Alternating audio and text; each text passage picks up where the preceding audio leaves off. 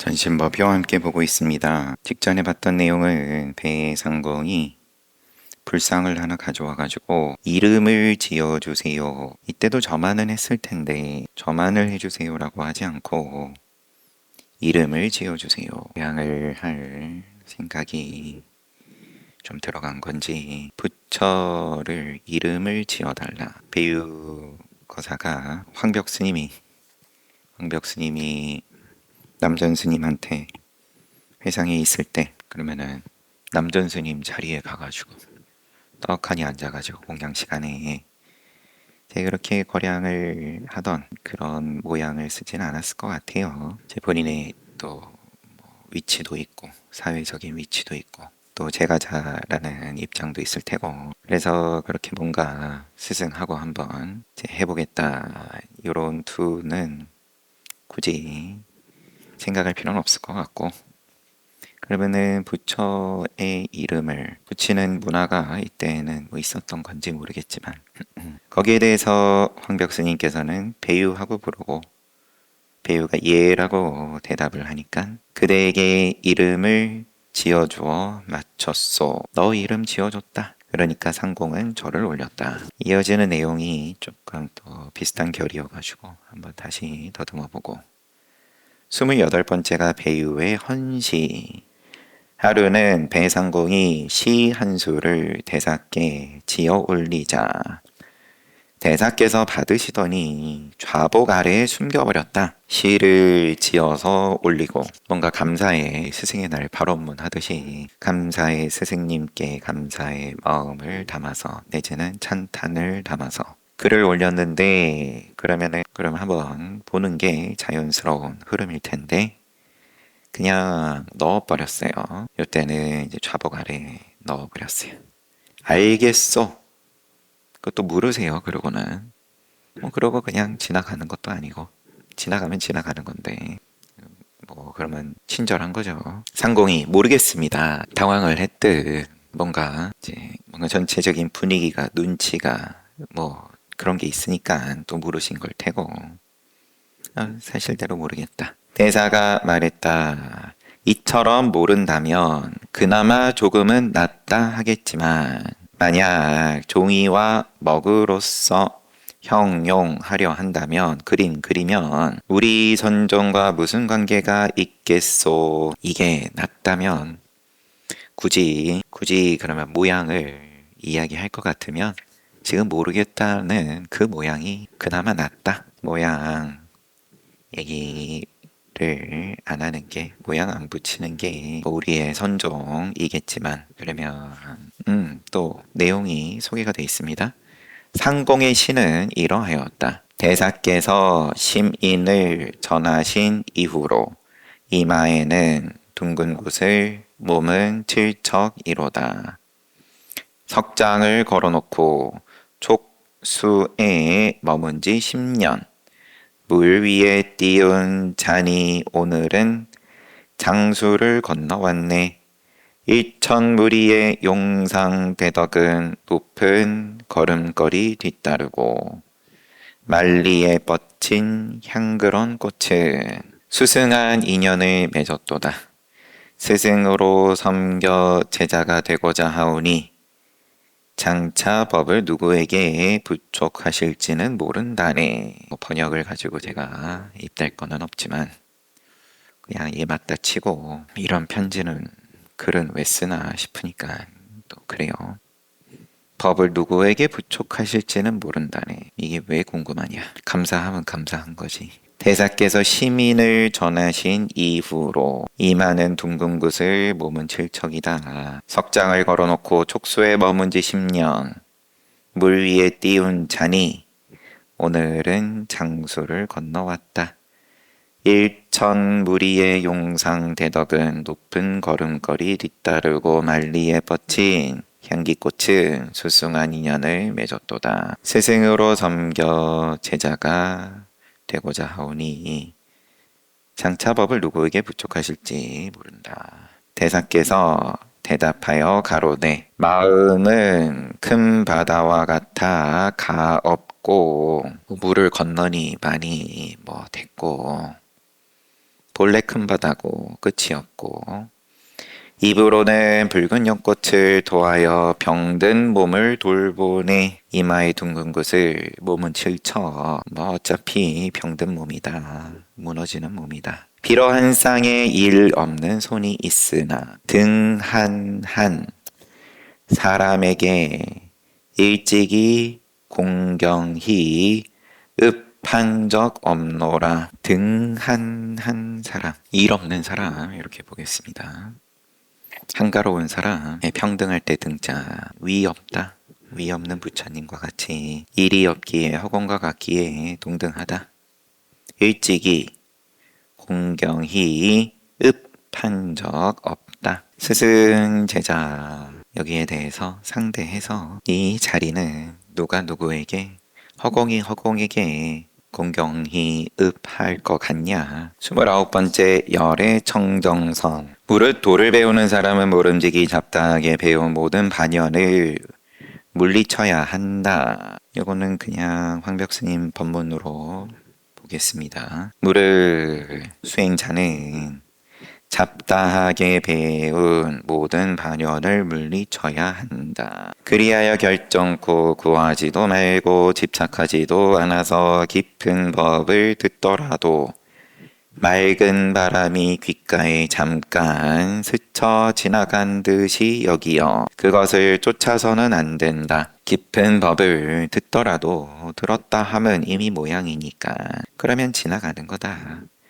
이것이 바로 열애선에 매우 깊숙이 들어가 참선한다는 생각마저 내지 않는 것이다. 그 정도 됐을 때 열애선이다. 위로부터 역대 조사들께서 오로지 한 마음 일심만 전하셨다.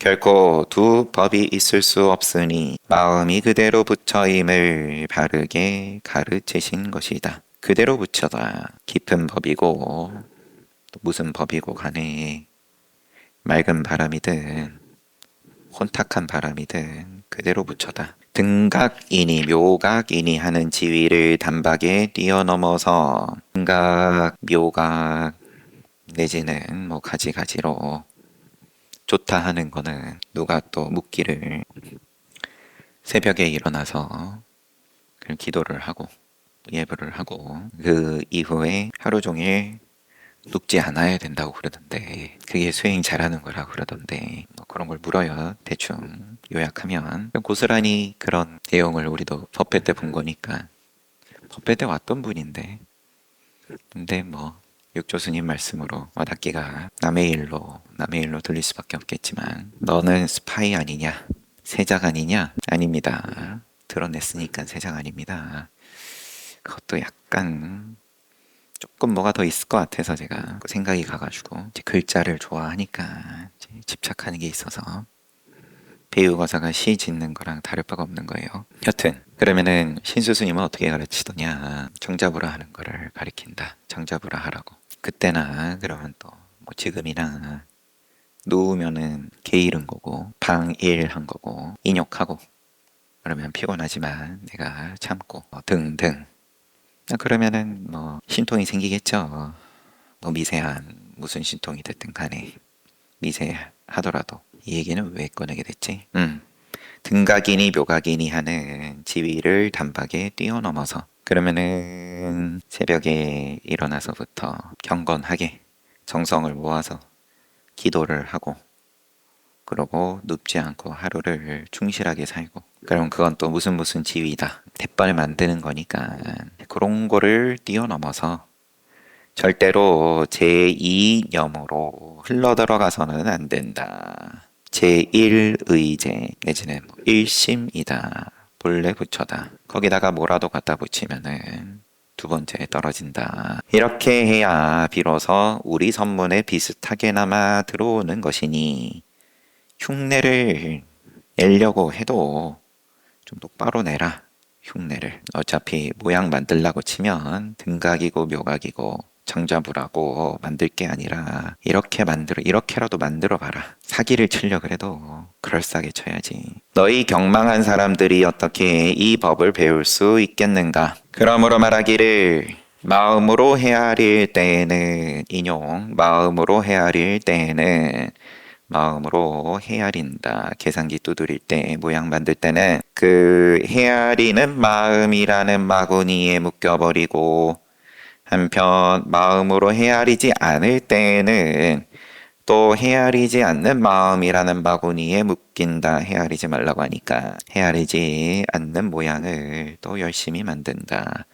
공 만든다. 그렇다고 마음으로 헤아리지 않는 것도 아닐 때는 또 역시 헤아리지 않는 것도 아닌 마음의 마구니에 묶인다. 자꾸 있다 없다. 있는 것도 아니고 없는 것도 아니다. 있기도 하고 없기도 하다.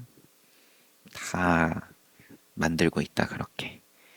그러므로 마구니는 밖에서 오는 것이 아니라 그대의 마음에서 나온다. 이렇게 인용 끝. 이렇게 말씀하신 거다. 이것은 오직 신통마저 없는 보살이라야 그 발자취를 찾아볼 수 없다는 뜻이다. 흔적이 남는데 이래도 흔적, 저래도 흔적. 흔적 남기면 다 빚을 갚아야 되는데 흔적 남긴 만큼 신통이 크면 클수록 그러면 커다란 저지레이고 누군가는 치워야 되고 만약 언제든지 마음에 상견이 있으면 있다는 것이 그것이 바로 상견 외도다. 나중을 얘기한다. 있다라 하면 없다 해도 마찬가지고 있다로서 우리가 윤리를 이룩하고 나눌 줄 알게 되고 세상이 그만큼 안정이 되고 천상을 만들고 선조들의 힘이다. 조상님들의 덕분이다. 어찌됐든 간에 그렇지만 상견 외도는 외도다. 만약 일체의 법이 공하다고 관한 것까진 좋은데 공견을 지으면 작하면 작은 다 조작이다. 흔적이고 그것은 바로 단견외도다. 그러면 공하다고 관도 똑바로 못한 건데 어찌 뭐 또 찰나에 맛을 봤을 수 있지만 아니면 착각으로서 공을 만들어 놓고 견해를 만들고서는 관했다. 거울에다가 그림을 그려놓고는 비춘다. 단견외도다. 뭐 무슨 외도가 됐든 상견 그려 넣으면 마음에다가 상견 외도고 단견 그리면 단견 외도. 그러므로 삼계는 오직 마음이고 만법은 오직 식이다. 삼계는 통째로가 다 쌓은 것이고 그린 거고 만법은 다 식이다. 분별이다. 라고 하는 것도 외도와 사견을 가진 사람들을 제도하기 위한 말일 뿐이다. 본래 허공임을 알 것 같으면 이러이러한 또 견해를 갖다 붙일 것도 없다. 만약 법신을 최상의 깨달음이라 한다면 외도들 삿된 견해를 가진 자들을 위해서 그림을 이미 잔뜩 그리고 또 그리고 그런 입장을 위한 방편으로서 온 세상이 통째로가 다 그림일 뿐이다. 이런 말 하는 거 다. 만약 법신을 최상의 깨달음이라고 한다면 법신을 흔들 것 같으면 눈앞에서 그것 또한 삼현십성에 해당하는 사람들을 위해서 하는 말이다. 그러므로 부처님께서는 두 가지 어리석음을 끊으셨는데 하나는 미세한 아르마리의 어리석음, 또 하나는 극미세한 아르마리의 어리석음이다. 그러면은 똑같은 말 아닙니까? 뭐 일상에서도 간간히 쓰는 표현이죠. 당장 지금 떠오르는 게 없어가지고 좀 주춤거렸는데 어리석음에는 두 가지가 있어. 하나는 미세한 아르마리고 미세한 아르마리를 해결했다. 그러면은 두 번째는 극히 미세한 아르마리다. 첫 번째 미세한 아르마리 첫 번째를 잘 해결했어? 그러면은 그 해결했다라는 게 여전히 미세한 아르마리다. 이런 걸 위한 두 번째인 거죠. 해결했다, 내지는 해결하고 싶다, 뭐 등등 이게 통째로가 다 견해이고 아르말인데 극히 미세하다라고 하든 뭐라고 하든 간에 부처님께서는 이미 이와 같으셨거늘 다시 무슨 등각과 묘각을 말하겠는가. 미세하고 극히 미세하고 됐다. 나는 해결을 했다. 이러한 견해, 가지가지의 견해들, 이런 것으로부터, 이런 농사로부터 벗어나셨거늘 다시 무슨 등각과 묘각을 말하겠는가. 그러므로 모든 사람은 그저 밝음만을 원하고 어둠을 싫어하며 원하는 게 있고 싫어하는 게 있고 모든 사람은 이 분별 단지 깨달음을 구하고 번뇌와 무명은 물리치면서 말한다. 중생은 세상의 윤리는 부처님은 깨달으셨고 중생은 망상을 피운다. 이렇게 얘기한다. 그러나 만약 이런 견해를 짚는다면 견해다. 다 미세한 망상이다. 내지는 극미세한 망상이든 백첫 천생이 지나도록 육도 윤회해도 결코 끝나지 않으리라. 왜냐하면 모든 부처님의 본원인 자성을 비방한 것이기 때문이다. 육도에 윤회한다. 부처님께서는 그대들에게 분명히 말씀하셨다. 인용 부처라 해서 밝지 않고 중생이라 해서 어둡지 않다. 어디에도 동그라미 곱표 할 게 없다. 왜냐하면 법에는 밝음도 어둠도 없기 때문이다. 부처라고 해서 또한 강하지도 않고 중생이라고 해서 약하지도 않다. 왜냐하면 법에는 강함도 약함도 없기 때문이다. 부처라고 해서 지혜로운 것도 아니고 중생이라고 해서 어리석은 것도 아니다. 왜냐하면 법에는 지혜로움도 어리석음도 없기 때문이다. 경계가 없다. 무변신 보살이다. 변방이 없다. 그대들이 얼굴을 들고 모두들 선을 안다라고 말들을 하는데 입을 열면 그대로 병통이 생기고 만다. 입을 열면 생각을 일으키면 견해를 세우면 등등. 그럼 그게 병통이지. 병통인 줄 알고 쓰는 거야. 또 그때 인연인 거고. 근본은 말하지 않고 그저 이 말만을 말하며 끄트머리만 말하고 모양 만들었으면 이미 다 핵심에서 벗어났다. 근본이 아니다.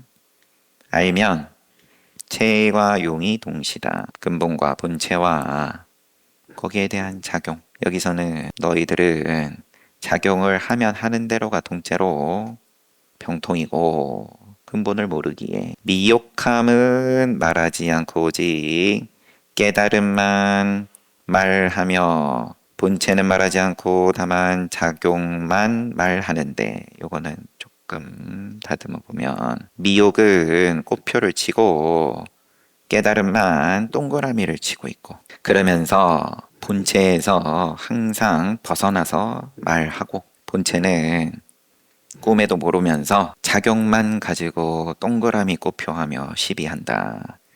제대로 말한 것이 전혀 없다. 일체법은 본래 있는 것도 아니고 지금 또한 없는 것도 아니다. 일체법 본래 있다 할 것도 아니고 일체법 통째로 삼라만상 아니비설신이 색성양미촉법 그로 인한 촉으로 인한 즐거운 느낌, 괴로운 느낌, 괴롭지도 즐겁지도 않은 느낌 초기경전식으로 보면 그런데 그 어느 것 하나 있다 할 것도 아니고 또 없는 것도 아니고 왜냐하면 우리의 인식은 분명하니까 인연 따라 일어나도 있다 할 것이 아니고 인연이 다 한다고 해서 없다 할 것도 아니다. 근본도 있다 할 것이 아니고 왜냐?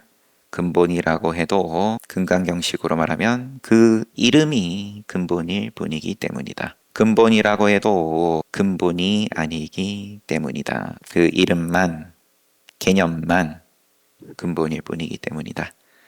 또한 마음도 마음이 아니니 마음이라 해도 마음이 아니기 때문이다. 모양 또한 마찬가지고 눈뜬 입장에서 음색이 곧 공이다. 모양 또한 모양이 아니다. 왜냐하면 모양은 모양이 아니기 때문이다.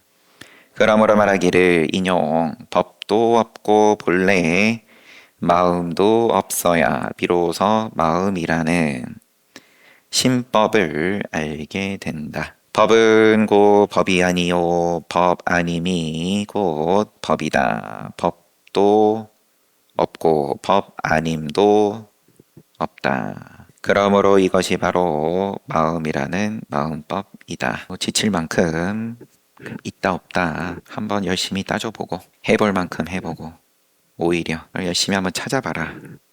있는지 없는지를 어설프게 적당히 할 게 아니라 최선을 다해서 했다. 찾아봤다. 아니야 그거 가지고는 멀었어. 거꾸로 왜 이렇게 욕심을 적게 부리냐. 너 욕심 부리고 싶잖아. 더 가지고 싶고 더 알고 싶고 더 높은 자리에 가고 싶고 괜히 뭐 이도저도 아니게 애매하게 욕심 부리지 말고 한번 죽어봐라. 그때는 과연 어떨란지 뭘 그때 경계는 더 얘기할 것도 없고 그 다음에 얘기하자. 거꾸로 된 거 아니냐. 욕심을 적게 부리고 내지는 안 부리고 그래야 부처되는데 그러면은 그런 거 얘기하는데 가면 되고 다 봤네. 호련히 한 생각이 일어났을 때 그것이 헛개비인 줄 분명히 안다. 어떠할 때? 법이 아니고 또 비법이 법이다. 또 다시 법이라 할 것도 없고 비법이라 할 것도 없고 이게 신법이다. 호련히 한 생각이 일어났을 때 그것이 헛개비인 줄 분명히 안다. 생각이 과거불로 흘러가도 과거불은 있지 않다. 미래불이 없지 않다 여겨도 미래불이라고 할 것도 없다. 있다 없다. 이거를 왜 따지냐? 왜냐하면 이미 존재하고 이야기하니까. 과거든 미래든. 근데 존재할 게 없다 애초에. 근데 우리 몸이 그렇게 애초에 만들어졌으니까 과연 나는 내일 먹을 게 있을 거냐. 이 불안인데 지금의 배고픔, 지금 살 수 있냐. 해결이 됐다. 내일도 먹을 수 있냐. 요 불안 학생들하고 독서 수업이라고 해보면 그래요. 그 근본 불안. 내일도 먹을 게 있습니다. 이거를 나라에서 제시해준다. 그게 통화량을 늘리고 호주머니가 조금 넉넉해졌네. 그러면 시간이 흐르면은 물가가 자연스럽게 오른다. 그래야 어쨌든 사람들이 굴러간다. 사회가 굴러간다. 내일 과연 먹을 수 있냐? 이게 깜깜하면은 사회가 굴러가지를 않는다. 왜냐하면 소비를 안 한다. 욕심으로 굴러가는 세상이다. 그대로. 무슨 욕심? 뭐 사치를 하고 이렇게 나쁘게 이야기를 해서가 아니라 살겠다는 욕심. 내가 살고 거기서 한 걸음 가면 자식이 살고 그거를 누가 비난할 거냐. 뭐 과거불 미래불 얘기하다가 그런데 그런 와중에 과거불을 붙이지 않고 미래불을 붙이지 않고 내일 먹을 수 있냐. 거기에 대해서 편안하다. 인과에 편안하다. 먹어도 내일 먹어도 내지는 못 먹어도 편안하다. 왜냐? 내 인과니까. 인과를 내가 긍정한다. 본다라고 하면 현재는 순간순간 머물지 않으니 현재불이라고 할 수도 없다. 붙이지만 않으면 그러면 점점 좋아짐에 대해서 뭐를 붙이든 다 빚이고 다 치러야 할 대가이고 붙이지만 않으면은 나도 넉넉해지고 먹을 게 끊기지 않을 거라는 자신감이다. 인과에 대한 내 인과에 대한 자식이 먹을 것이 끊기지 않고 점점 풍성해진다. 부처라는 생각이 만약 일어났을 때 그것을 두고 깨달았다거나 혹은 미혹했다거나 깨닫지 못했다. 부처에 대해서 내지는 뭐가 됐든 간에 나는 그거 가졌다, 이루었다, 달성했다, 맛봤다. 내지는 나는 그거 못 해봤는데 부처를 넣든 또 좋은 것, 나쁜 것 여기에 대해서 헤아리지 않는다. 분별을 붙이지 않는다. 생각이 일어나는 건, 작용하는 건 물이 작용하는데 돌멩이가 아닌 이상이야. 안입이 설신 의가 통째로 작용하는데 거기에 헤아림을 붙이지 않는다. 또한 그것에 집착하지 않고 끊지도 않는다. 계속 이어져요. 여기서 한번 끊고 다 뭐 이야기니까 우리가 좋아하는 건 이야기이다. 어떻게 하면 내일 굶지 않을 수 있냐? 어떤 원인을 지으면은 내가 원하는 결과를 얻을 수 있냐? 이 이야기는 사람들이 좋아하는 이야기다. 튼튼한 이야기다. 그게 되면 더 많은 사람들이 거기에 호응하는 거고 이야기가 힘을 받는 거고 그렇지 않으면 아는 거고 세상이 서로 자기 이야기를 주장하고 서로 또 자기 이야기에 더 많은 세력이 갖추어지기를 열심히 노력하고 각자 그림을 그리고 그 가운데 홍복입니다. 그 가운데 이야기를 나는 비춰볼 뿐이다. 아무리 대단한 훌륭한 내지는 무시무시한 이야기가 오더라도 오면 오는 대로 그냥 비춘다. 그러면 그게 호응하는 거냐 아니면 반대하는 거냐. 잘 봤습니다. 쉬었다 정진합시다.